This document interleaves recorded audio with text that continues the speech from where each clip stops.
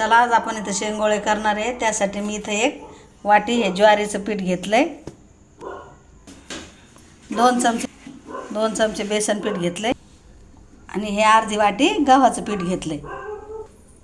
ह्या मिरच्या, लसूण आणि ही कोथिंबीर।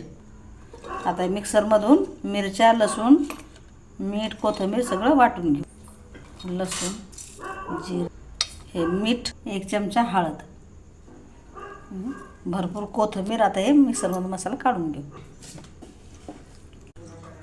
आता मसाला बारीक वाटून झाला। आता हे पिठात टाकून घेऊ। अर्धा टाकायचा आणि अर्धा फोडणीला ठेवायचं। थोडंसं तेल टाकायचं। आता चांगलं मळून घेते। हे पीठ मळून झाले। आता मी तुम्हाला याचे शेंगोळे बनवून दाखवते। हे बघा, या असा आकार द्यायचा त्याला, किंवा तुम्ही तसे लांब लांब पण ठेवू शकता। हे असे पण छान वाटतात, किंवा या प्रकारचे दोन्हीतून कसे पण। आता मी सगळे बनवून घेते। आता शेंगोळे उकळण्यासाठी आपण इथं थोडीशी फोडणी तयार करून घेऊ।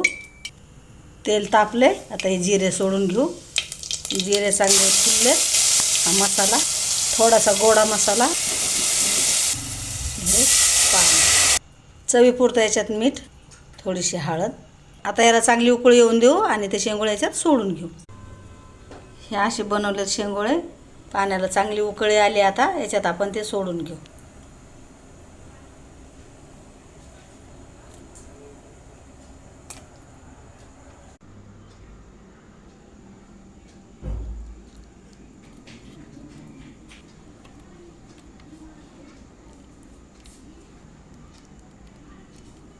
झाले शेंगोळे तयार।